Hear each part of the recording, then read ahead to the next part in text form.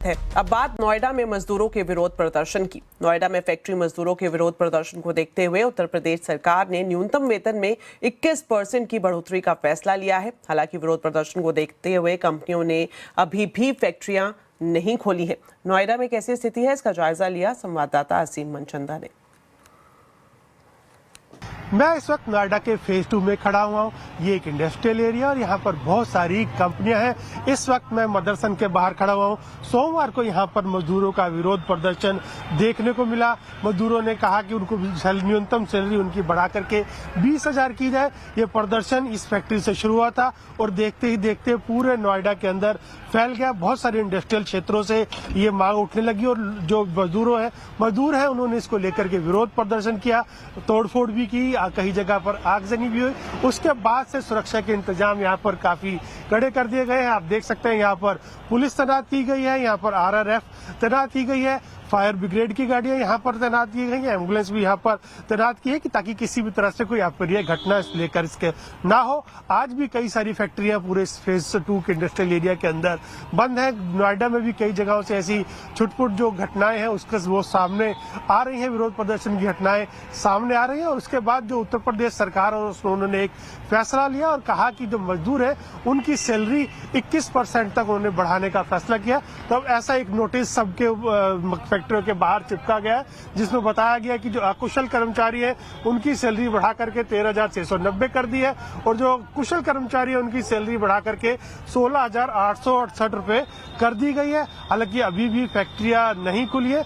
उम्मीद है कि अगले 1-2 दिनों के अंदर ये हालात सामान्य हो जाएंगे, उसके बाद से ये फैक्ट्रियां खुल सकेंगी। लेकिन एक बड़ा और मुद्दा सामने आएगा, खासतौर पर कि अगर ये सैलरी बढ़ करके 15,000 से ऊपर जाती है तो जो मजदूर है वो EPFO के नेट से दायरे से बाहर हो जाएंगे। सरकार हालांकि इसको EPFO की जो लिमिट है 15,000 उसको बढ़ाने पर विचार कर रही है, लेकिन वो फैसला कब तक आता है वो भी देखना होगा।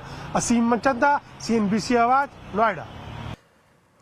चलिए अब बात मौसम के मिजाज की। गर्मी का सितम बढ़ने लगा है। अहमदाबाद में 1 हफ्ते का येलो अलर्ट है। गर्मी से लोग परेशान हैं। ऐसे में अहमदाबाद नगर निगम ने गर्मी और धूप से बचने के लिए एक अनोखी व्यवस्था की है, जिसके बारे में बता रहे हैं केतन जोशी।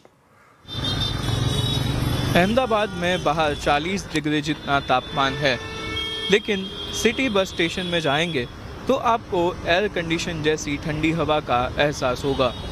ऊपर से हल्का हल्का पानी छोड़ रहे स्प्रिंकलर और ट्रैफिक सिग्नल पर ग्रीन नेट कवर जैसी कई कूल सुविधाएं अहमदाबाद कॉरपोरेशन ने की है, जिससे लोगों को चिलचिलाती गर्मी में राहत मिल सके। गर्मी जैसे बढ़ रही है तो हमने अलग अलग 78 जगह पर वो शेड का एक आयोजन किया है, उस पर कपड़ा डाला है। चौराहे जो है तो वहाँ जो रुकते हैं उनके लिए थोड़ा बहुत स्प्रिंकलर भी लगाया हुआ है और छायड़ा करके वहाँ उनको गर्मी न लगे ऐसा काम किया है। और हमारे जो बस स्टैंड है वहाँ पर हमने एयर कूलर और सब रखा है। गर्मी से शरीर में पानी कम ना हो जाए, इसलिए रोजाना हजारों लोगों को ORS के पाउच भी दिए जा रहे हैं, ताकि धूप में कोई बेहोश होकर ना गिरे। जगह जगह ठंडे पानी के स्पॉट भी बनाए गए हैं। ऐसी व्यवस्था से लोग भी राहत महसूस कर रहे हैं। हमको ये बहुत अच्छा लगता है क्योंकि अभी उनाड़ा की गर्मी बहुत आती है, इसलिए बाहर धूप में रहना बहुत मुश्किल है। उसकी वजह से हम कभी भी चक्कर जैसा भी लगता है और बहुत धूप लगती है, इसलिए ये बहुत अच्छी सुविधा है जिससे हमको ठंडक जैसा महसूस होता है। 42 डिग्री गर्मी में ऐसे तापमान में ये जो किया है बहुत अच्छा है, इससे बहुत सुकून मिलता है। आने वाले दिनों में गर्मी और बढ़ने का अनुमान है। ऐसे में लोगों को लगातार पानी पीते रहना चाहिए। दोपहर में जिन लोगों को बाहर निकलना जरूरी है, ऐसे अहमदाबाद वासियों के लिए यह सुविधा वरदान के समान है। गर्मी अच्छों के पसीने छुड़ा देती है। ऐसे में इस तरह की व्यवस्था है, उनसे न केवल राहत मिलती है लेकिन गर्मी से होने वाली बीमारी से भी बचा जा सकता है। केतन जोशी, अहमदाबाद। तो गर्मी ने अब पूरे देश में अपने तेवर दिखाने शुरू कर दिए हैं। मौसम का मिजाज तेजी से बदल रहा है। कई राज्यों में हीट वेव का खतरा मंडरा रहा है। तो कैसे दे गर्मी को मात, जरूर देखिए इसी पर ही आज हमारा कंज्यूमर अड्डा शाम 5:57 पर। चलिए इसी के साथ फिलहाल इस बुलेटिन में इतना ही। आप खबरों पर अपडेट रहें, CNBC आवाज से जुड़े रहें हमारे सोशल मीडिया हैंडल्स के जरिए। नमस्कार।